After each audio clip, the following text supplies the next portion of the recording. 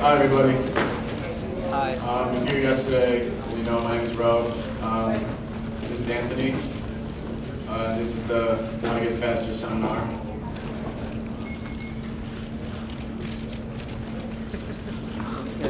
Okay, so there's a lot of things about cubing that get you faster.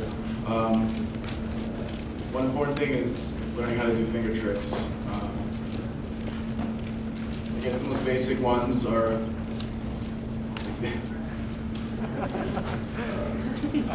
okay. With finger tricks, honestly, every cuber is different. Like if you try to just copy one cuber, you might not get the same results. You got to find what's comfortable for yourself. There are a lot of different cubing styles. No one's the same. So it just takes a lot of time to develop the best finger tricks for you.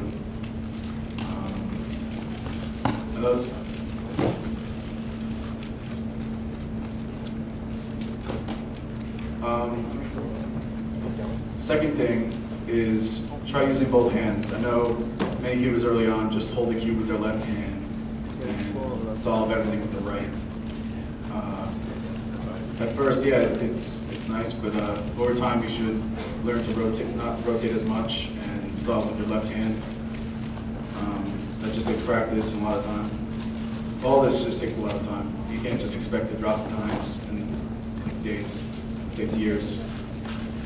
For me, it did.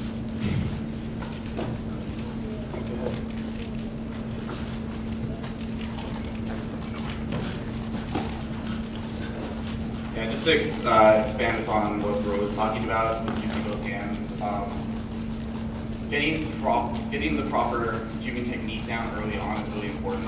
There are certain things I wish I had done in my first year of cubing that I really struggle to do now.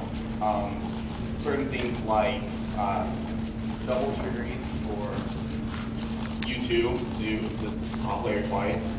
I can do that really well with my right hand, but when performing certain algorithms or in certain situations, it's more convenient to use your left hand to do that, and I really can't do that very well. I have to do it twice instead of having one fluid motion to perform that move like I do with my right hand.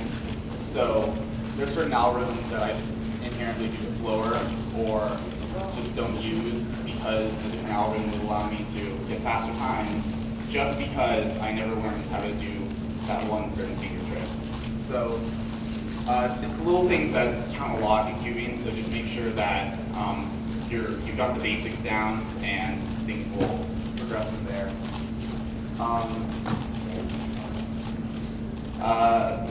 Another thing that's important is finding a comfortable turning speed. And once you've found that turning speed, if you want to get fast, you have to turn a little faster than that. Going slow and looking ahead is really important, but in order to get faster, you're going to have to turn the cube faster.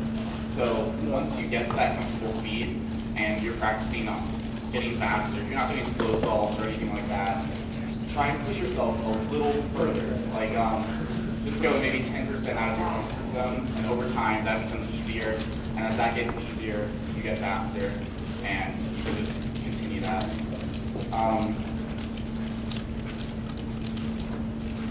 And as for mimicking other people's turning styles and whatnot, like Rowe said, just because you don't turn like Felix doesn't mean you can't necessarily be as fast as Felix, but there are certain things you definitely pick up from watching videos of fast cubers, because I mean, it works for them, even if it won't necessarily work for you, it could. So if you see them do something really, really quickly, find out how and see if you can get to that speed as well.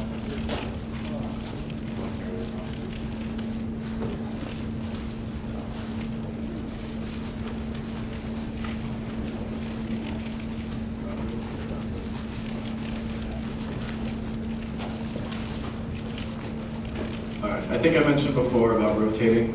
I'd say on average, I probably rotate 2 or 3 times in a solve, which I should work on that already. I should still be working on that. As I said, with using the left hand, that also allows you not to rotate as much. So, like something like this F12 pair here, I don't know if you can see it. If you're not comfortable with your left hand, you would probably do it this way. You'd probably rotate twice and then solve it right-handed. But if you get used to your left hand, it allows you to just and not rotate. So honestly, that would save you like maybe up to like half a second. Another thing, once your look ahead gets really good, you can start to see pairs from the back. So I'd be looking at the cube like this, well, like that, and I would see these two pieces, and over time you'd be able to do things from the back instead of just rotating and putting them in the front and solving them. So once you get your look head down, you should try doing that a little more.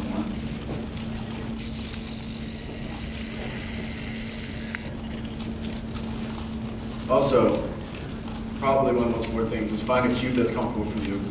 Many people have different types of, well, brand-wise, I'm pretty sure everybody uses Dianes now. So that's pretty much, it's been like that for like 2 years now. So it's not so much the type of cube, it's how you tension it. A lot of people like loose cubes. If they like turning a little,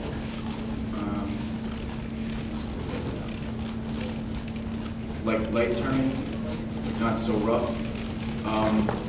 People like me, I like tighter cubes because I like to control them a little more. And also adjust your cubes so it doesn't pop on you. Obviously, you can't do that loose. So that can just ruin your entire solve.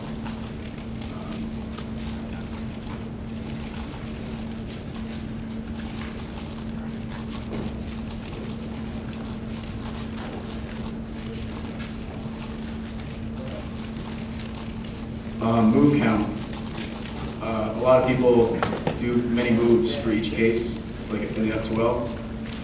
You can work on finding ways either online or just intuitively, like not when you're like practicing, if you're just like sitting on your couch watching TV, that's what I used to do, and just try to find the easiest ways to do things in the least amount of turns.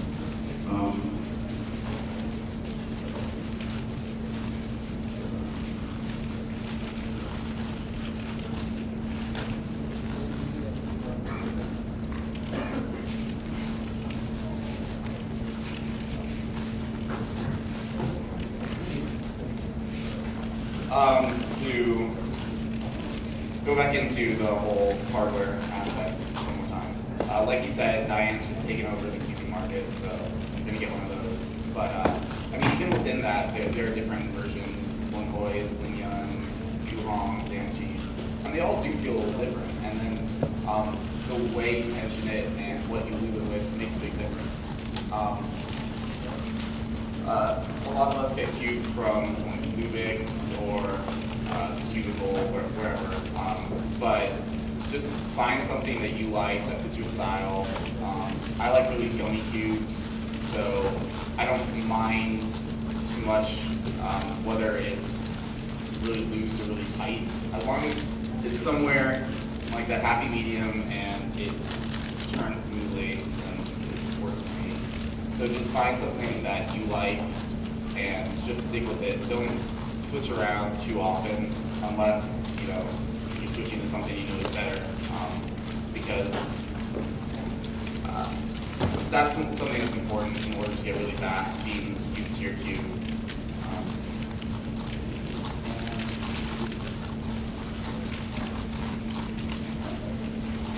For now, I think we'll open up into questions and answers, so if you guys have anything you want to know,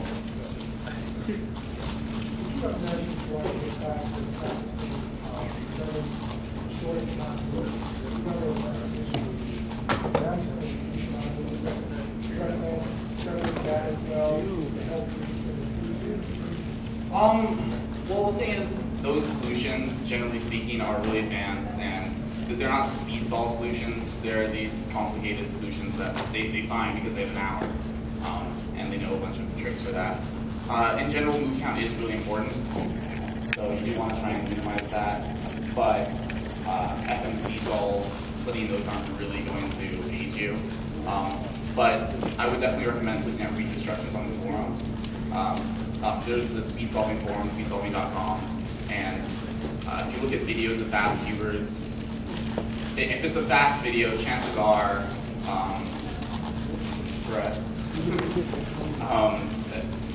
one of the users will have reconstructed solves. So you can literally, take your own cube, scramble it, and you'll be looking at the exact same thing that competitor saw when he sat down at the competition in Asia, France, wherever it was. And at that point, you can follow along and see exactly what they did. And a lot of times, they'll do really neat things that you wouldn't have thought of, and you can pick up on that and try to implement those little tricks and whatnot into your solves.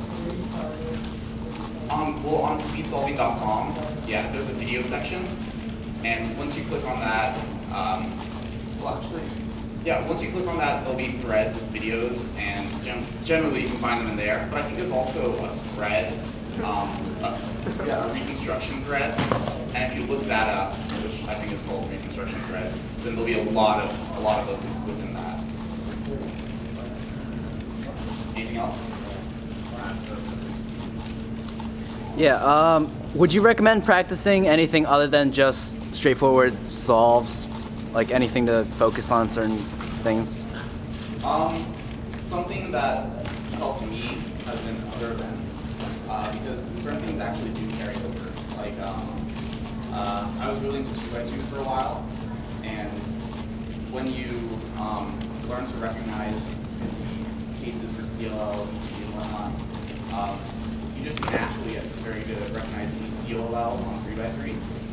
So it's at the point where I don't even like CLL. A lot of times I close out my solve and I hate it, but I feel the need to do it just because as soon as I see those OLLs, I recognize the case, and there's always that thought in the back of my mind that, oh, if I don't do it this time, I might skip, and then, you know what I mean? So that's definitely helped my recognition of those things. And then certain people that do a lot of one-man have little finger tricks that can carry over, and getting faster with certain ways you push and pull for users and stuff like that.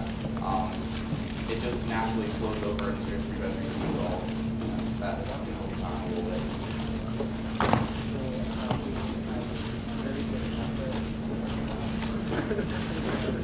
I'll take any more questions.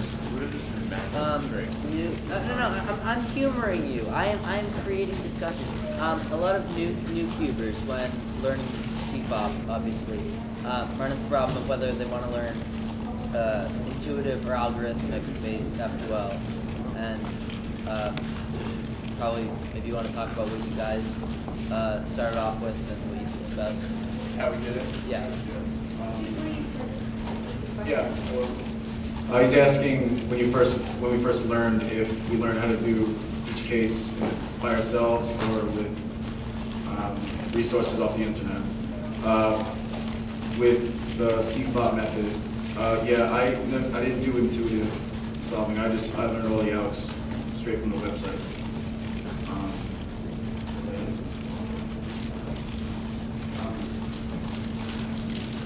When it comes to learning either algorithmic based or intuitively,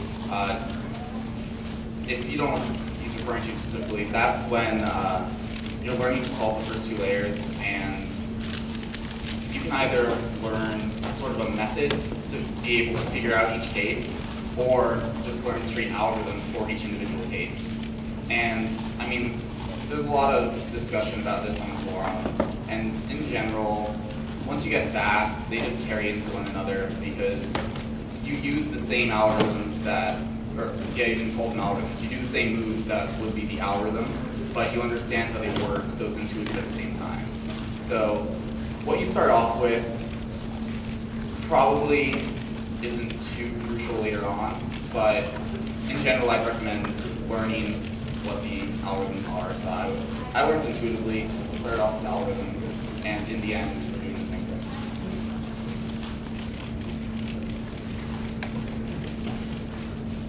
Any other questions?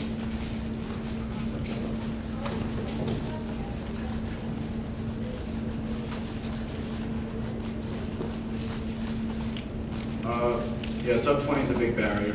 Oh, he asked, he said the sub 20, he's trying to get sub 20, what can he do to improve? really, it's just doing everything that we've talked about, finger tricks, just trying to find what's comfortable for you. It just takes a lot of practice and just do a lot of solves. I think I know something that might be slightly important that I don't believe you've covered. Look ahead. I want to talk about that. Look ahead. Maybe. You came in late. I think we did talk about look ahead. You sure? All right. Another thing, I have all these things planned. You should have had them on this board. But I'm not on the board. Do you want to be? No. Something that's interesting, like that you should probably talk about, is like different transitions and solves, and like what important transitions you should work on to get past like cross after well and stuff like that. We're saving that for next seminar. Oh, really?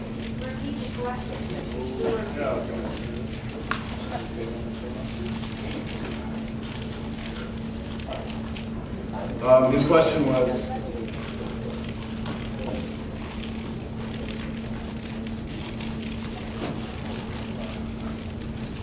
was, ways to improve transitioning between each step.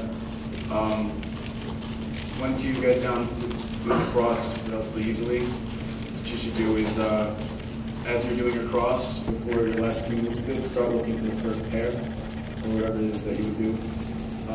Yes, that's pretty much look ahead. You just try to see a little ahead of what you're doing, to try to trace the next pieces you're going to be placing.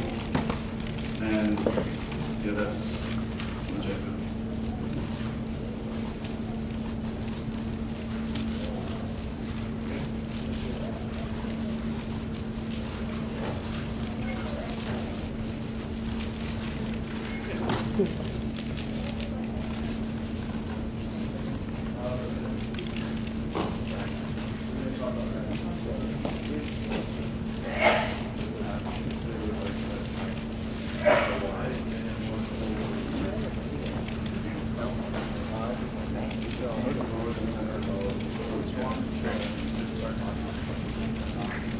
Sorry.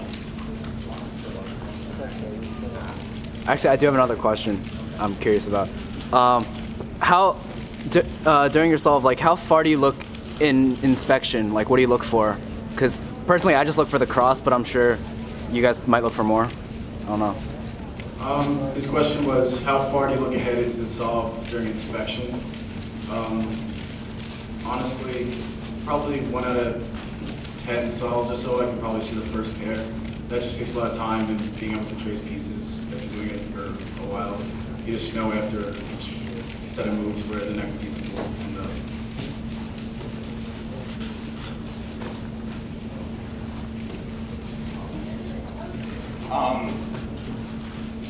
When it comes to seeing first pair, instead of only looking to see if you can see that far ahead, if you see a pair initially, you can usually figure out which pieces, either a corner or an edge, are going to end up on the top layer fairly easily. And you can find, like I said, either a corner or an edge that will end up on the top.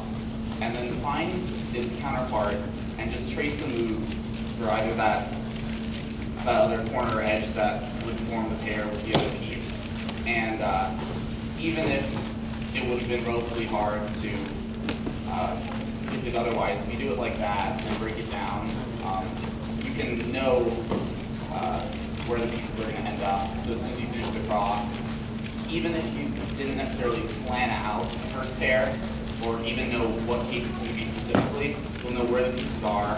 So if something doesn't jump out at you right away, you have to go to. I do a lot. And I solve the blue cross, and I'm not obstacle or neutral, but that's another thing that can really help out a lot. If you have a really bad cross,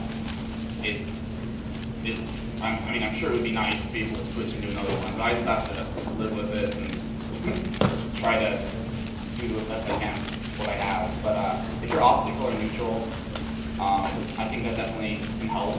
And Rowe's color neutral, so he just looks for something nice, which I'm sure would be fun, but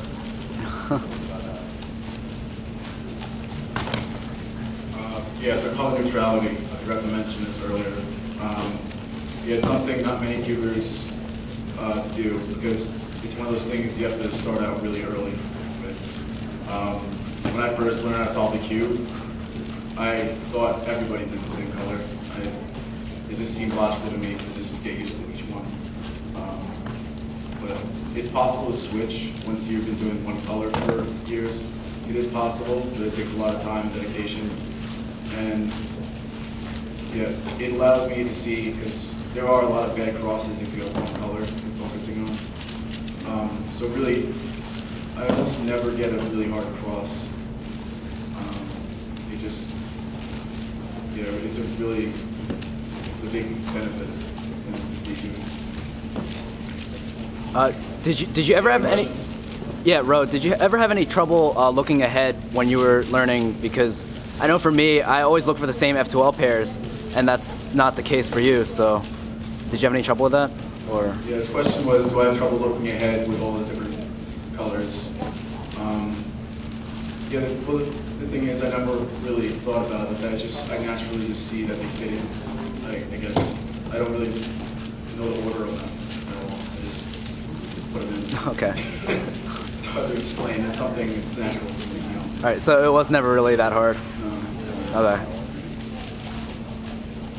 Any other questions?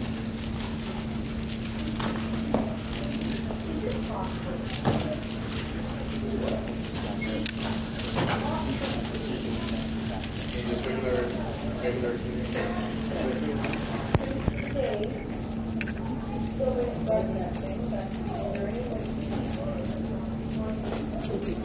The only way I can think of cheating is when they're scrambling your cubes at the table, if you go and like sneak a cube that you already set up.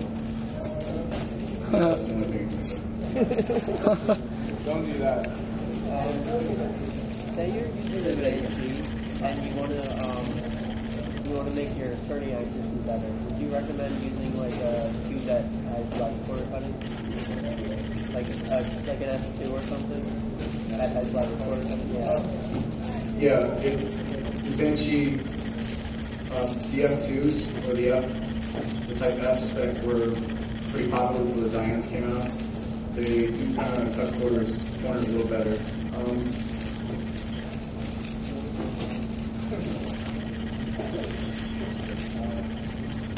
Sorry. I think you just misheard you. You were saying if you want to work on your turning accuracy, should you use a cube that doesn't cut corners quite as well as a lot of these speed cubes would to get used to that? And I don't think that's really necessary.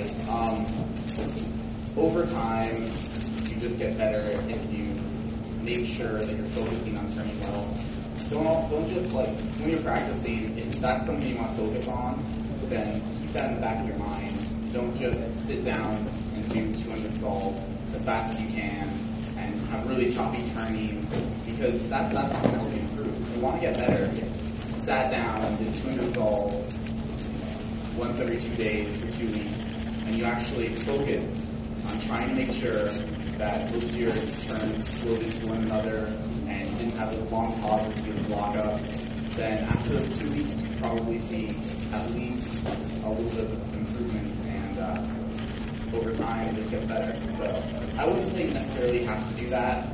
That's not something I ever did, or I mean, I've heard people talk about it, but that's not something I'd recommend. Just stick with it, and like I said, don't just mind slim solves, focus on it.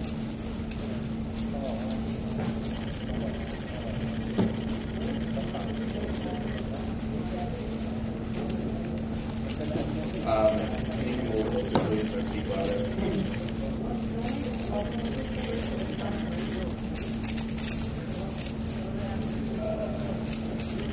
I can't hear you.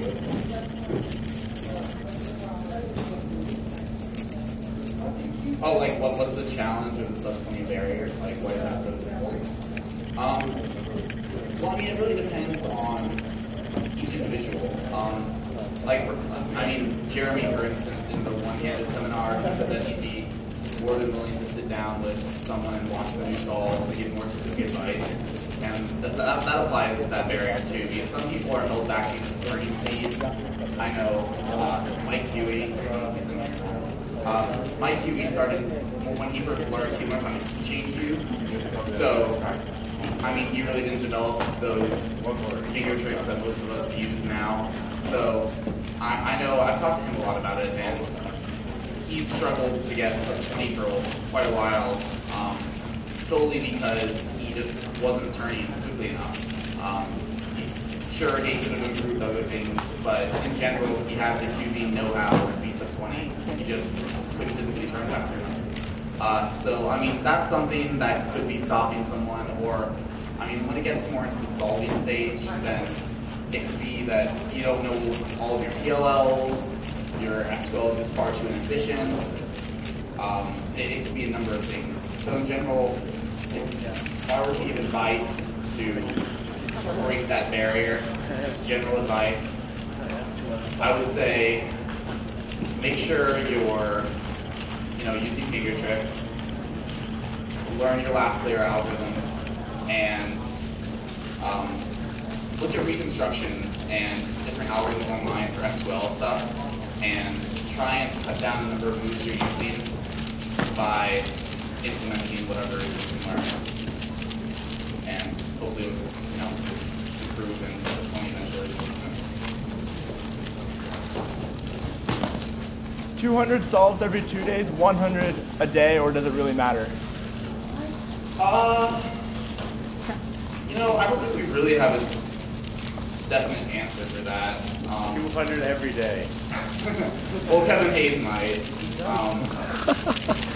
I would say just if you're looking to get fast, cube consistently, and not in the sense that you have to consistently do exactly 200 solves a day, but cube on a regular basis, whether that's doing 5 or 6 solves 20 times a day, or sitting down for an hour-long session. That's your choice. But I think as long as you're getting the practice in on a regular basis and you're doing things properly, in the end, you'll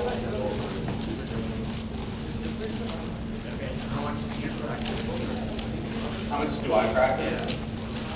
Well, lately not so much, but I haven't improved a lot in like a year, so I guess that shows. But when I was really getting into cubing a lot, my sophomore year of high school, for those first 3 years, I cubed all the time, way too much. I hope you guys don't cube that much. It's ridiculous. I guess once I got to the point where I was averaging about 15 seconds, that's when after things got more structured in a way. Before I would just sit down and cube to my heart's desire, but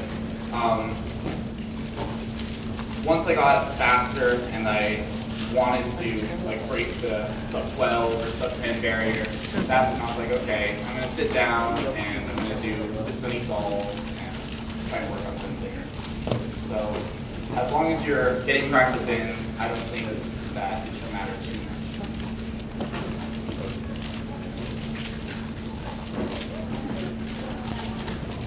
What methods do I recommend? Well, at this point in time, everyone's using Friedrich or CFOP.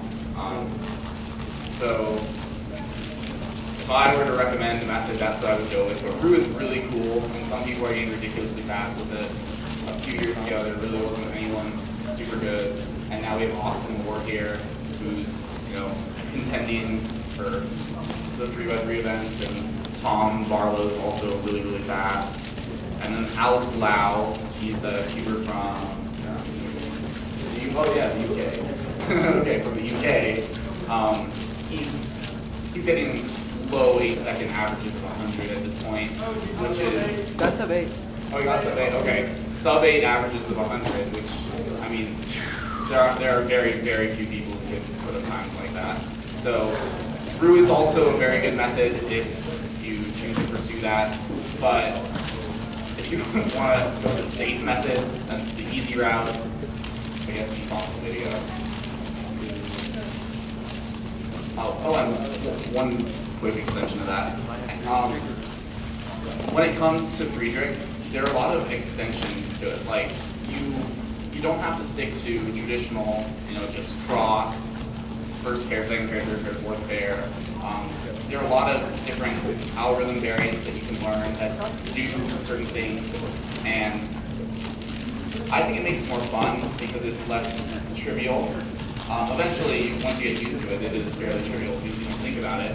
But don't think of CFOP as being a boring method because it's only as boring as you make it.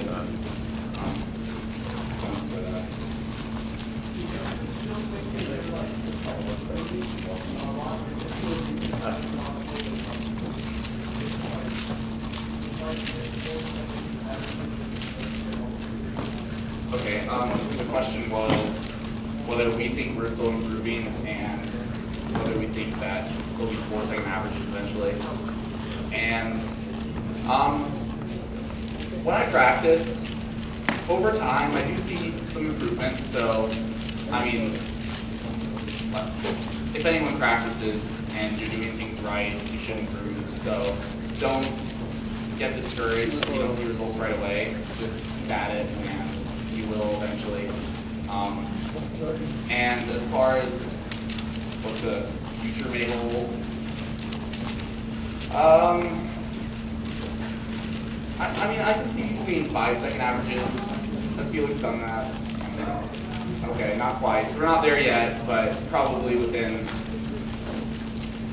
a year and a half, 2 years, someone will do it. But I can see 5-second averages. 4 of those just sounds absurd to me. So I hope it doesn't get to that point, but you never know.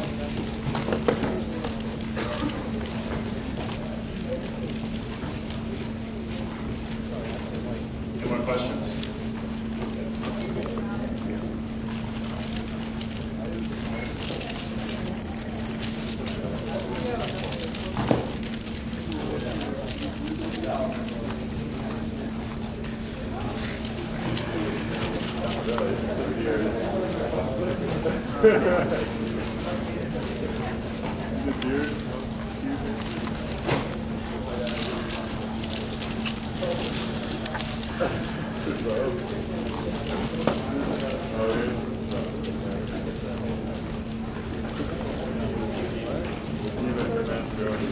I just have to set up my cue for the show.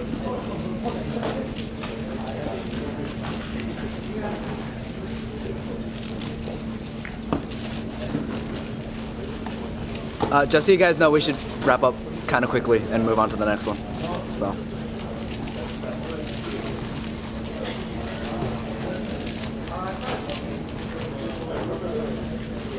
Okay, so his question was, what is the Roux method? The first 2 steps are to make blocks. You see these 2 blocks here? I don't know if you can see them. It's like F2L without the middle detail. Alright.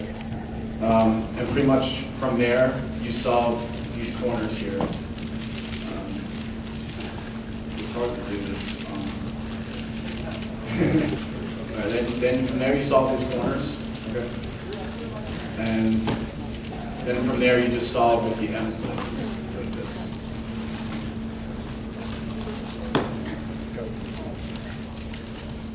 There are many websites also where you can find out how to do Roux 1. There's also many YouTube tutorials. It's spelled ROUX if you want to look it up. It's a good method. I mean, it's getting close to everybody who's using CFOP, so I believe it's really worth it. And